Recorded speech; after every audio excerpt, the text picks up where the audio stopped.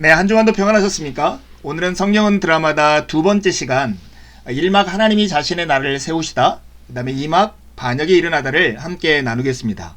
여러분, 인간은 어떤 존재일까? 우리가 살아가는 세상에는 왜 악과 고난이 이렇게 넘쳐나는 걸까?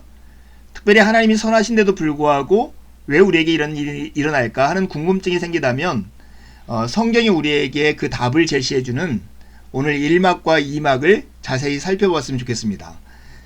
우리는 성경을 6막으로 되어 있는 드라마로 읽고 있습니다. 1막은 하나님이 자신의 나라를 세우시다, 2막은 반역이 일어나다, 3막은 왕이 이스라엘을 택하시다, 그 다음에 막간으로 끝을 기다리는 하나님 나라의 이야기가 있고요.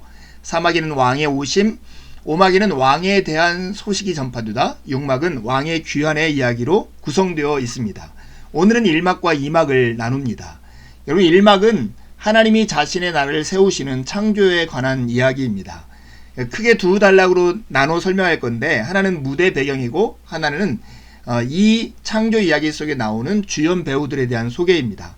무대 배경에서는 여호와 하나님은 누구이시고 이스라엘의 백성을 위한 책인다는 것과 문학적 장래에 대해서 우리가 확인할 것입니다. 여러분, 여호와 하나님은 누구신가? 왜 이런 걸 물어요? 이렇게 질문할 수 있지만 우리가 자세히 살펴볼 필요가 있습니다. 성경에 나오는 하나님에 대한 이름은 크게 두 가지로 나누어져 있습니다. 하나는 이 엘로힘이라고 하는 단어입니다. 이것은 고대 근동 전역에서 사용되던 하나님에 대한 일반적인 이름이에요. 성경은 그 하나님이 무에서 창조세계 전체를 존재하게 하셨다라고 말을 하고 있습니다. 이 이름과 함께 또 하나 하나님에 대한 이름이 있는데 야훼라고 하는 이름입니다. 이 이름은 하나님이 자신을 신적 구속자, 즉 자기 백성을 종살이에서 구해내시고 시내산에서 만나주시는 하나님으로 알리시기 위해서 선택한 이름입니다. 출애굽한 이스라엘 백성들, 특별히 모세가 하나님의 이름을 부르실 때 하나님께서 가르쳐주신 이름, 이게 바로 야훼이죠. 영어 성경에는 엘로힘을 갓이라고 소개하고 있고요. 야훼 하나님을 여호와 이렇게 소개하고 있습니다. 우리 성경에 보면 엘로힘을 하나님으로 야훼를 여호와라고 번역되어 있습니다. 그런데 이 야훼와 엘로힘이라고 하는 이 두 이름이 한꺼번에 쓰여지는 경우가 있습니다. 특별히 창세기 2장 4절에서 처음으로 이 합해져 나옵니다. 이것이 천지를 창조될 때에 하늘과 땅의 내력이니 여호와 하나님이 땅과 하늘을 만드시던 날에, 바로 여호와 하나님 이렇게 소개되고 있는 거죠. 이것은 이스라엘을 종살이에서 구해내신 그 하나님이 하늘과 땅의 창조주, 만물을 지으신 하나님과 동일한 하나님이라고 하는 강력한 요점이 전달됩니다. 무대의 배경 두 번째, 여호와 하나님, 그 다음으로 이 이야기가 이스라엘 백성들을 위한 이야기로 주어졌다는 사실입니다. 우리는 창세기 1장과 2장에 나오는 창조 이야기가 어떤 면에서는 낯설게 느껴질 것입니다. 하지만 그 이야기를 처음 들었던 이스라엘 백성들은 그것을 완벽하게 이해했다는 사실을 기억할 필요가 있습니다. 저자가 자기 청중에게 친숙한 비유와 개념을 사용했기 때문이죠. 예를 들어 볼까요? 여러분, 혼동하고 공허한 이 땅 위에 하나님께서 창조를 통해서 그 형식을 만들고 그 콘텐츠를 채우는 것이 창조 이야기의 구성입니다. 그래서 첫째 날에는 빛을 만드시고, 둘째 날에는 하늘과 땅을 나누시고, 셋째 날에는 바다와 육지를 나누는 일을 하십니다. 네 번째 날에는 광명체를 만들고, 다섯 번째 날에는 물고기와 새, 여섯 번째 날에는 동물과 사람을 만드시는데요. 그리고 일곱 번째 날 안식하시죠. 그런데 네 번째 날 광명체를 만들 때 해와 달을 만들었다고 말씀하지 않아요. 여러분, 창세기 1장 16절을 봐요. 하나님이 두 큰 광명체를 만드사 큰 광명체로 낮을 주관하게 하시고 작은 광명체로 밤을 주관하게 하시며 또 별들을 만드시고, 해를 큰 광명체, 달을 작은 광명체라고 표현하는 거죠. 그 이유가 뭘까요? 그 당시 사람들은 해와 달을 신처럼 숭배했습니다. 그래서 해와 달을 하나님과 구분하기 위해서 이 광명체라는 표현으로 다르게 이야기하고 있는 거죠. 이것은 이스라엘 백성들이라고 하는 그 시대 그 백성들의 문맥과 상황 속에서 이해하지 않으면 왜 이렇게 썼는가를 설명할 수가 없습니다. 세 번째 배경, 그래서 창세기 1장의 문학적 장르가 뭔데요? 이렇게 묻는다면 존 스택의 말을 들어볼 필요가 있습니다. 모세의 의도는 창조 사역을 통해 자신을 나타내신 참 하나님에 대한 지식을 선포하는 것이었다는 거예요. 또한 참 하나님에 대한 지식에 수반되는 인간은 누구이고 세상은 무엇이며 역사는 어떠한 것인가에 대한 바른 이해를 선포하는 것이 모세의 의도였다는 것입니다. 그리고 당시 세계 전역을 지배하던 거짓된 종교적 개념에 맞서서 아까 해와 달을 신으로 숭배하던 개념과 같이 그런 거짓된 종교적 개념에 맞서서 이런 문제들에 대한 진리를 선포하는 것이 이 창세기의 목적이었다는 것입니다. 그래서 창세기 1장은 이집트와 가나안을 지배하던 이방 종교의 개념에 대항하여 하나님이 인간 세상에 대한 진리를 선포하는 것입니다. 이렇게 이방 신화들이 말하는 신들과 하나님이 어떻게 다르고 이방 신화들이 말하는 인간과 하나님께서 창조하신 인간이 어떻게 다르고 이방 신화들에서 얘기하는 세상과 하나님이 창조한 세상이 어떻게 다른가 하는 것을 큰 그림을 두고 우리가 창세기 1장과 2장을 읽어야 한다는 것입니다. 여러분 1막이 창조였잖아요. 하나님이 자신의 나라를 세우시는 것인데 그 나라에서의 무대 배경을 우리가 확인했다면 그렇다면 이 드라마에 나오는 주연 배우들이 누구인가? 하나님과 인간과 세상에 대해서 우리가 확인해 볼 차례입니다. 여러분 태초에 하나님이 천지를 창조하시니라 이것은 창세기 1장 1절에 있는 말씀입니다. 첫 번째 주연 배우는 만물을 존재케 하신 하나님이십니다. 히브리 성경에 처음 세 단어는 이렇게 번역되어 있어요. 태초에 창조하시니라 하나님이. 우리는 이 짧은 세 단어를 통해 모든 것의 기원, 만물의 인격적인 원천이신 영원하고 자존하시는 하나님에게로 우리의 마음이 향해 가야 합니다. 시작도 없고 끝도 없으신 이 하나님은 존재하는 다른 모든 것을 존재하게 하시기 위해서 그저 말씀으로 명령하셨을 뿐입니다. 첫 번째 주연 배우, 만물을 존재케 하신 하나님입니다. 여러분 만물을 존재케 하신 하나님, 그분이 무엇으로 만물을 존재케 하셨습니까? 바로 말씀으로 그것을 존재케 했다는 것입니다. 말씀으로 만물을 존재케 했다라고 하는 의미는 하나님의 일부가 확장되어서 만물이 존재했다는 의미가 아니에요. 하나님의 의지, 하나님의 뜻의 결과물이 바로 만물이라고 하는 것이죠. 그래서 하나님과 하나님의 의지의 산물, 창조물인 세계는 엄격하게 분리되었다는 것을 우리가 확인할 수 있습니다.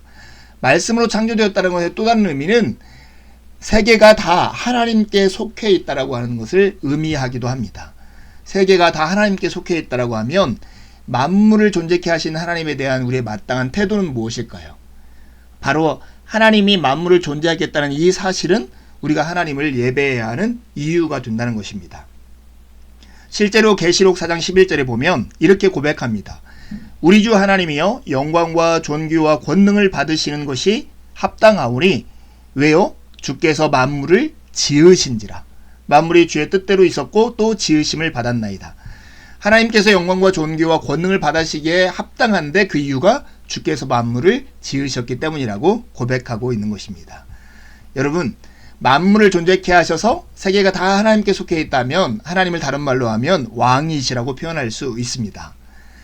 왕이신 하나님, 그분은 그분의 창조하신 모든 세계가 그분에게 속해 있듯이 창조세계 전체의 왕이신 분이십니다.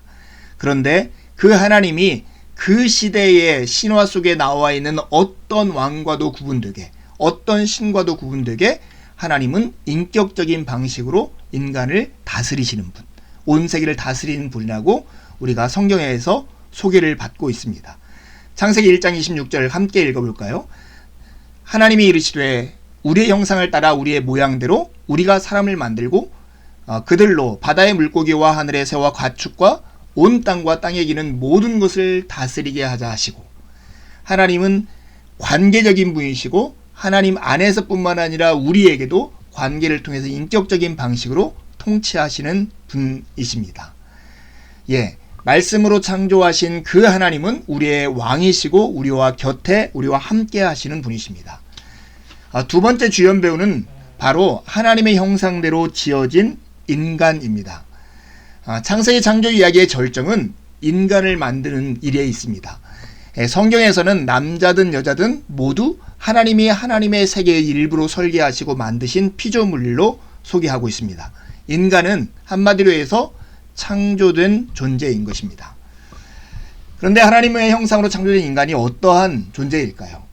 다른 말로 하면 인격적인 존재라고 말할 수 있습니다. 왜 인격적이냐? 하나님은 남자와 여자에게만 말씀을 하셨습니다. 그들만이 유일하게 하나님과 인격적인 관계를 누리고 하나님과 대화하는 하나님의 대화 상대로 창조된 존재라는 것입니다. 그렇다면 하나님의 형상대로 하나님의 모양대로 지어졌다는 의미는 무엇일까요? 여러분, 형상이라고 하는 말은 그냥 하나님의 얼굴을 본따서 만들었다는 것이 아니고 은유적인 표현입니다. 은유라고 하는 것은 분명히 다른 실체이지만 그것을 곁에 두어서 유사성을 강조하기 위해서 쓰는 표현법이죠. 하나님과 인간의 근본적인 유사성은 무엇일까요? 그것은 하나님 자신이 위임하신 소명에서 찾을 수가 있습니다. 인간에게 특별하게 부여하신 역할, 하나님이 주신 소명은 무엇입니까? 그것은 하나님이 창조하여 세우신 하나님 나라에서 인간에게 주신 특별한 역할이라고 하는 것은 그분의 부왕, 청지기로 섬기는 일입니다. 이것은 동물의 이름을 짓는 과정에서도 잘 나타나는데요. 요즘 한국의 역사를 보면 대통령 권한 대행 이런 것과 같다고 생각하면 될 것 같습니다. 그게 하나님의 형상으로 지음받았다라고 하는 것의 가장 핵심적인 내용입니다. 근데 하나님께서 하나님과의 관계성뿐만 아니라 인간을 남자와 여자로 만드셨다는 거예요. 우리는 항상 하나님과 관계를 맺을 뿐만 아니라 서로의 관계를 맺음으로써 그 인간의 형상, 하나님의 형상으로 지어진 그 모습을 온전케 할 수 있는 존재입니다. 그래서 인간은 세상과도 관계를 맺고 이웃과도 관계를 맺는 존재가 됩니다. 세상에 있는 동물들의 이름을 하나님께서 짓게 하심으로써 세상과 관계를 맺게 하시고 또한 남자와 여자를 만드심으로써 서로와의 관계 가운데서 하나님의 형상이 온전케 되도록 하나님이 만드셨다는 것입니다. 하나님의 형상으로 지어진 인간, 그림으로 하면 이렇게 할 수 있습니다. 위로는 여호와 하나님과 그리고 나 자신과 또한 동료 인간과 또한 우리의 행동을 통해서 세상의 일과 정치와 환경을 돌보는 일 등의 인간이 관계적인 존재로 표현될 수 있는 것입니다. 자세히 말하면 우리가 창조세계 안에서 농업, 예술, 음악, 상업, 정치, 학문, 가정생활, 교회, 여가 등을 통해 하나님을 영화롭게 하며 창조세계의 잠재력을 개발하고 바쁘게 활동하는 만큼 하나님 자신이 그분의 창조세계 안에 계시되거나 형상화될 수 있다고 하는 것입니다. 여러분, 창세기 1장에 나오는 인간이라고 하는 것은 지구를 착취하는 폭군이 아닙니다. 코람데오, 다시 말해서 하나님의 임재 앞에서 세상을 다스리는 청지기로 성경은 묘사하고 있습니다. 여러분, 우리가 어떻게 살아가는 게 잘 사는 것인가, 이 창조의 역사 속에서 우리는 확인할 수 있습니다. 세 번째 주연 배우는 하나님 나라로서의 세상입니다. 기독교는 보통 내세적이라고 하잖아요. 예수 믿어서 천국 간다라고.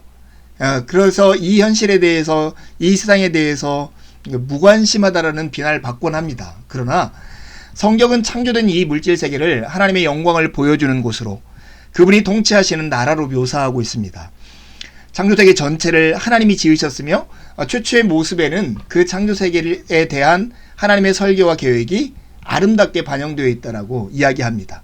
보시기에 좋았더라. 보시기에 좋았더라. 이 말을 계속하고 있는 것이죠.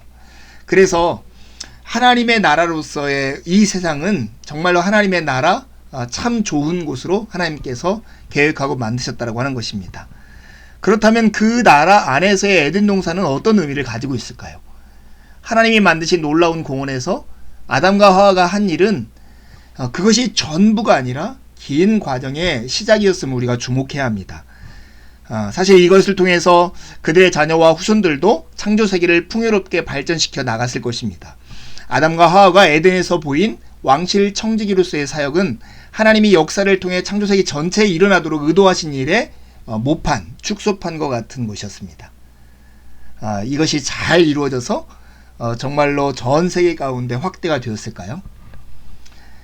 그러지 못했다고 하는 것이죠. 왜 우리에게 이 땅 가운데 악과 고난이 넘칠까요? 이것을 설명하기에 가장 적합한 내용은 이 타락 속에 있습니다. 반역이 일어난 것입니다. 이것은 1510년에 미켈란젤로가 그렸던 천지창조 연작 중에 낙원으로부터의 추방이라고 하는 그림입니다. 하나님이 먹지 말라고 하신 나무의 열매, 그 열매를 따먹고 아담과 하와가 추방되는 내용이 그려져 있습니다. 우주적 갈등이 일어난 거죠. 하나님의 완벽한 세상에 죄가 들어온 것입니다. 여러분, 이야기라고 하는 것, 어떤 이야기든 그 이야기의 주요한 특징은 주된 갈등에 있습니다. 그것은 잘못되어가는 무엇, 그래서 고쳐야만 하는 것, 그것이 갈등이죠. 인간의 타락은 우주적 갈등의 내용이기도 합니다. 우리는 창세기의 3번째 장이 하나님의 세상에서 어떻게 악이 시작되었는지, 그 불가사의한 기원에 대해 믿을 만한 이야기를 해준다고 봅니다. 그 시초는 인간 부부 아담과 하와의 반란이었습니다. 그들은 유혹을 받았고 그에 굴복했으며 그의 결과로 재앙이 임하게 된 것입니다. 세상에 어떻게 악이 시작되었을까요? 이런 질문들을 우리가 하고 여러 가지로 답을 하지만 오늘 하나님께서 성경을 통해서 우리에게 제시하시는 내용은 이것입니다. 원래 창조세계는 샬롬이 넘치는 세상이었습니다. 샬롬, 우리가 평화라고도 번역하는 이 단어는 구약 성경의 단어인데요. 하나님이 그분의 창조세계에 의도하신 풍요롭고 통합적이고 관계적인 온전성을 의미합니다. 이랬던 세상에 악이 침투하게 되었습니다. 선한 것이 오히려 악으로 변질되는 그런 일들이 우리의 경험을 통해서도 많이 나타나는데 인간의 선택의 자유가 그 중에 하나인 것 같습니다. 아담과 하와에게는 사랑할 자유가 있었습니다. 그런데 이 사랑할 자유가 있다고 하는 것은 그들이 사랑하지 않기로 선택할 수 있다는 의미이기도 했습니다. 그래서 그들은 유혹을 받았고 결국 실패하고 말았습니다. 그들은 순종할 수도 있고 무시할 수도 있었던 그 말에 뱀의 꼬임에 넘어가고 말았던 것이죠. 그 뱀이 그들에게 했던 유혹, 이것을 먹으면 너희들이 하나님과 같이 될 것이다 하는 것은 다른 말로 하면 자율적인 존재로 살아라는 의미죠. 자율적, 그것은 오토노무스라고 하는 이 단어는 스스로 법을 만들어서 자기의 재판관의 자리에 앉는 것, 이런 뜻이에요. 하나님을 떠난 인간이 스스로의 재판관에서 영원히 살 수 있고 자유롭게 살 수 있을까요? 그럴 수 없습니다. 아담과 하와는 창조된 존재예요. 인간에 대한 하나님의 규율에 따라 그분의 다스림 안에서 자유를 누리며 살 때 온전하고 영광스러운 인간이 될 수 있는 그런 존재예요. 어거스틴이 고백했던 것처럼 하나님 안에서만 우리는 안식을 누릴 수 있는 존재라는 것입니다.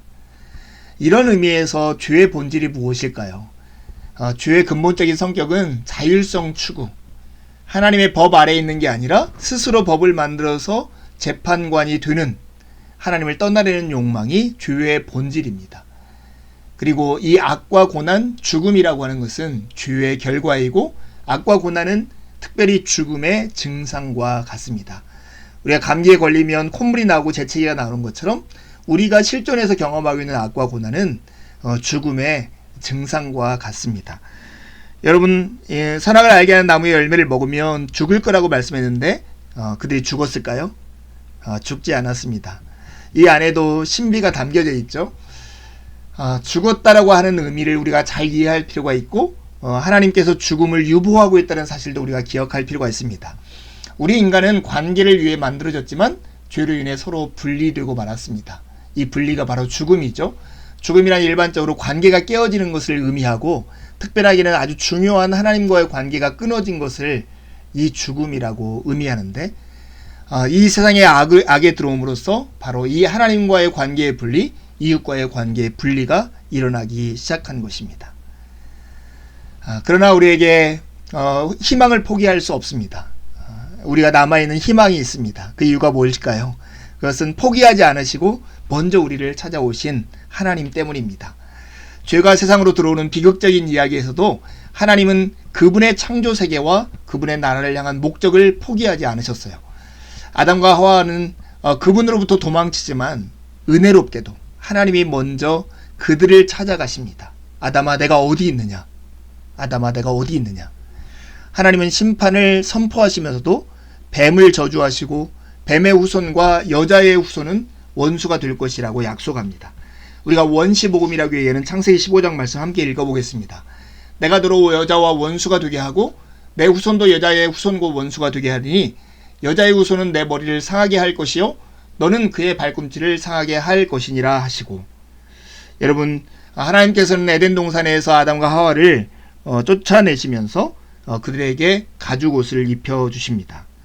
구약성경에서 누군가의 옷을 벗기는 것은 상속권을 박탈하는 의미를 가지고 있습니다. 따라서 하나님이 아담과 하와에게 옷을 지어 입히셨다는 것은 그분이 그들을 향한 목적을 포기하지 않으셨다고 하는 표지와 같은 것이죠. 그들은 여전히 이 세상에서 그분의 형상을 지닌 존재이고 그들은 여전히 땅을 상속받을 것이라고 하는 하나님의 의지가 담겨져 있는 표현인 것입니다. 좀 길었습니까? 이 내용을 몇 번 숙지하시면 여러분이 성경을 볼 수 있는 큰 드라마의 내용을 배경을 이해할 수 있을 것입니다. 이번 주에 함께 읽을 성경은 이것입니다. 창세기 4장의 11장, 12장의 17장, 36장에서 50장입니다. 시간이 되시는 분들은 4장에서 50장까지 전체를 읽으면 가장 유익하겠습니다. 주일에 기쁜 마음으로 서로 보고 함께 주님을 예배하시죠. 감사합니다.